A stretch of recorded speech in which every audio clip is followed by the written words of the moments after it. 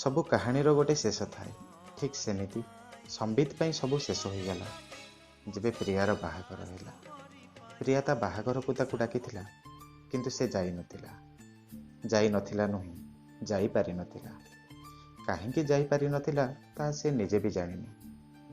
ସମ୍ବିତ କ'ଣ ତାହେଲେ ପ୍ରିୟାକୁ ଭଲ ପାଉଥିଲା? କ'ଣ ଥିଲା ସେମାନଙ୍କ ଭିତରେ ଯାହାକୁ ପ୍ରେମ କୁହାଯାଇପାରିବ? ନା ସେମାନେ କେବେ ପାର୍କରେ ବସି ଗପିଥିଲେ, ନା ସାଙ୍ଗ ହୋଇ ସିନେମା ଦେଖି ଯାଇଥିଲେ।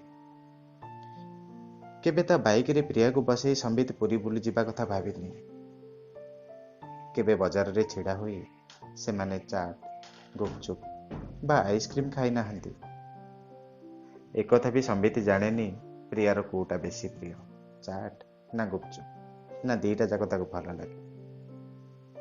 ତଥାପି ତା ବାହାଘରକୁ ସମ୍ବିତ ଯାଇପାରିନଥିଲା। ଗୋଟେ ନାଲି ଚିକିମିକି କାଗଜରେ ଗୁଡ଼ାଇ ତାକୁ କିଛି ଗୋଟେ ଉପହାର ଦେଇପାରିନଥିଲା। ଏମିତି ବି ହେଇନି ସେ ବାହା ହୋଇଗଲା ବୋଲି ସମ୍ବିତ ଦେବଦାସ ପାଲଟିଗଲା, ମଦ ପିଇ ମାତାଲ ହେଲା, ଦାଢ଼ି ଛାଡ଼ିଲା, ଅବା ରାତି ଅନିଦ୍ରା ହୋଇ ତା ପାଇଁ ବିରହର ଗୀତ ଗାଇଲା ବା କବିତା ଲେଖିଲା। ସବୁ କିଛି ତା ଜୀବନରେ ସେମିତି ଠିକ୍ ଠାକ୍ ଚାଲିଥିଲା, ପୂର୍ବ ପରି କେବଳ ଗୋଟିଏ କଥା ଛାଡ଼ି। ସେଇଟା ହେଲା ପ୍ରତିଦିନ ସକାଳ 10ଟା ଓ ଅପରାହ୍ନ 4ଟାରେ ସେ ଆଉ ପ୍ରିୟାକୁ ଦେଖିପାରୁନଥିଲା ତାଙ୍କ ଘର ବାଟ ଦେଇ ଯିବାର। ଗୋଟେ ଇଂଲିଶ ମିଡ଼ିୟମ ସ୍କୁଲରେ ମିସ୍ ଥିଲା ପ୍ରିୟା।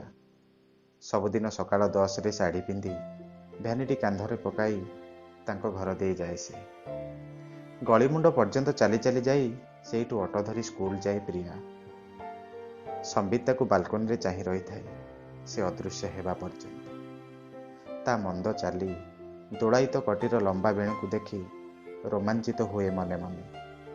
କେବେ କେମିତି ଡେରି ହୋଇଗଲେ ତା ବାପାଙ୍କ ସ୍କୁଟରରେ ବସି ଚଟ୍ କରି ଚାଲିଯାଏ ପ୍ରିୟା। ସେଦିନ ନିରାଶ ହୁଏ ସମ୍ବିତ। ଠିକ୍ ସେମିତି ସବୁଦିନ ଅପରାହ୍ନ 4ଟାରେ ପ୍ରିୟା ଫେରେ ସେଇ ବାଟ ଦେଇ। ସକାଳେ ସଜଫୁଟା ଫୁଲ ପରି ଲାଗୁଥିବା ପ୍ରିୟା ଏବେ ଲାଗୁଥାଏ ମଉଳା ଫୁଲ ପରି କ୍ଳାନ୍ତ, ଅବସନ୍ନ। ସମ୍ବିତର ମନ ଭାରି ହେଇଯାଏ ତାକୁ ଦେଖି, କିନ୍ତୁ ଦିନେ ନ ଦେଖିଲେ କିଛି ଭଲ ଲାଗେନି ତାକୁ। ସେଦିନ ପ୍ରିୟା ସ୍କୁଲ ଦେଇ ଫେରୁଥାଏ ସମ୍ବିତ। ସନ୍ଧ୍ୟା ଲାଗି ଆସୁଥିଲା। ଆଶ୍ଚର୍ଯ୍ୟ ହେଲା ସମ୍ବିତ ଏ ବେଳରେ ପ୍ରିୟାକୁ ଏକୁଟିଆ ଚାଲି ଚାଲି ଫେରୁଥିବାର ଦେଖି। ତାକୁ ଦେଖି ତା ପାଖରେ ବାଇକ୍ ଅଟକାଇଲା ସମ୍ବିତ। ପଚାରିଲା, ଯିବୁ? କିଛି ବି ଉତ୍ତର ନ ଦେଇ ଚୁପଚାପ ଆସି ତା ବାଇକ୍ ପଛରେ ବସିଲା ପ୍ରିୟା। କିଛି ବାଟର ନୀରବତା। ଆଜି କ'ଣ ଏତେ ଡେରି? ପଚାରିଲା ସମ୍ବିତ। ସ୍କୁଲରେ ଗୋଟେ ମିଟିଂ ଥିଲା, କାହାକୁ କହିଲୁନି ଆସି ନେଇଯାଇଥାନ୍ତେ। ତୁ କ'ଣ ଜାଣିନୁ ଏମିତି ସନ୍ଧ୍ୟାରେ ଏ ବାଟରେ ଏକୁଟିଆ ଚାଲି ଚାଲି ଯିବା ନିରାପଦ ନୁହେଁ। ବାପା ଅଫିସ କାମରେ ବାହାରକୁ ଯାଇଛନ୍ତି, କାହାକୁ ଡାକିଥାନ୍ତି। ପୁଣି କିଛି ବାଟର ନୀରବତା। ଏଥର ପ୍ରିୟା ପଚାରିଲା, ତମେ ଏବେ କ'ଣ କରୁଛ? ଚାର୍ଟାର୍ଡ ଆଡମିସନ କରିଛି, 3ଟା ପେପର କ୍ଲିୟର ହେଇଛି। ତୁ ତ ଜାଣିଛୁ ଚାର୍ଟାର୍ଡର ରେଜଲ୍ଟ କେତେ ପୋର, ମାତ୍ର 2-3%। ତମେ MBA କଲନି? ଭଲ ଇନଷ୍ଟିଚ୍ୟୁଟ୍ ନ କଲେ ଲାଭ ନାହିଁ। ସେଥିପାଇଁ 8-10 ଲକ୍ଷରୁ କମ୍ ଲାଗିବ ନାହିଁ। ଏତେ ଟଙ୍କା ମୋତେ କିଏ ଦେବ? ପୁଣି ନୀରବତା। ଗଳିମୁଣ୍ଡର କିଛି ବାଟ ପୂର୍ବରୁ ପ୍ରିୟା କହିଲା, ମୋତେ ଏଇଠି ଛାଡ଼ିଦିଅ, ମୁଁ ଚାଲିକି ପଳେଇବି। କାହିଁକି? ଘର ପାଖେ ଛାଡ଼ିଦେବି, କହିଲା ସମ୍ବିତ। ନାଇଁ, ଗାଡ଼ି ରଖ, ମୋର ଏଇଠି ଟିକେ କାମ ଅଛି। ମନେ ମନେ ହସିଲା ସମ୍ବିତ। ପ୍ରିୟା ଡରୁଛି, କାଳେ କିଏ ଦେଖିଦେବ ସେ ତା ସଙ୍ଗେ ବାଇକରେ ଆସିଛି ବୋଲି, କିନ୍ତୁ ଖୋଲିକି କହିପାରୁନି। ବାଇକ୍ ରଖିଲା ସମ୍ବିତ। ଥ୍ୟାଙ୍କ୍ସ କହି ଚାଲିଗଲା ପ୍ରିୟା। ଆରପଟ ଘରୁ ପ୍ରିୟାର ପାଟି ଶୁଭୁଥିଲା। ବାହାଘର ପରେ ପ୍ରଥମ ଥର ପାଇଁ ପ୍ରିୟା ଆସିଛି ତାଙ୍କ ଘରକୁ।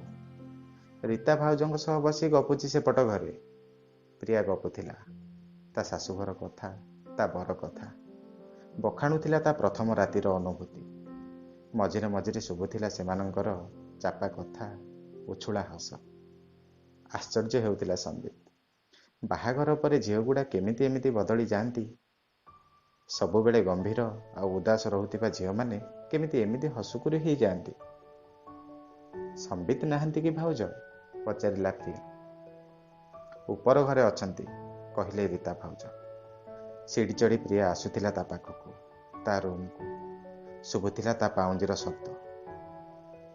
ପ୍ରିୟାର ପାଉଁଜି ଶବ୍ଦ ଯେତେ ନିକଟତର ହେଉଥିଲା ସେତେ ଦ୍ରୁତ ହେଉଥିଲା ସମ୍ବିତର ହୃଦସ୍ପନ୍ଦନ। ପଢ଼ା ବାହାନା କରି ବହି ଭିତରେ ମୁହଁ ଗେଞ୍ଜିଲା ସମ୍ବିତ। ପ୍ରିୟା ଆସିଲା, ତା ପାଖକୁ ଲାଗି ବସିଲା ଖଟରେ। ପଚାରିଲା, ବାହାଘରକୁ କାହିଁକି ଆସିଲନି? ତୁ କ'ଣ ଡାକିଥିଲୁ?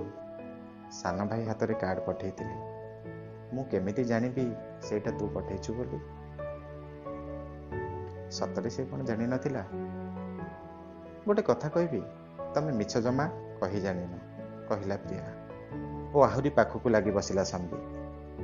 ହଠାତ୍ ଏତିକି ବେଳେ ବିଦ୍ୟୁତ୍ ସରବରାହର ବ୍ୟାଘାତ ଯୋଗୁଁ ଚାରିଆଡ଼ ଅନ୍ଧାର ହୋଇଗଲା। ଝରକା ଫାଙ୍କରୁ ଦିଶୁଥିଲା ଫାଳିକିଆ ଜହ୍ନ। ବାସର ରାତିର ଫୁଲ ପରି ଖଟ ଉପରେ ବିଛାଇ ପଡ଼ିଥିଲା ଜ୍ୟୋତ୍ସ୍ନା। ଆକାଶରେ ତାରାମାନେ ରଚୁଥିଲେ ଅଭିସାର। ବହଳ ଅନ୍ଧାର ଭିତରେ ବାଟ ଖୋଜୁଥିଲେ ବାଟବଣା ଦୁଇଟି ମନ। ସବୁ ଶେଷ ପରେ ଗୋଟେ ଆରମ୍ଭ ଥାଏ, ହୁଏତ ଏ କାହାଣୀର ଆରମ୍ଭ ଏଇଠୁ।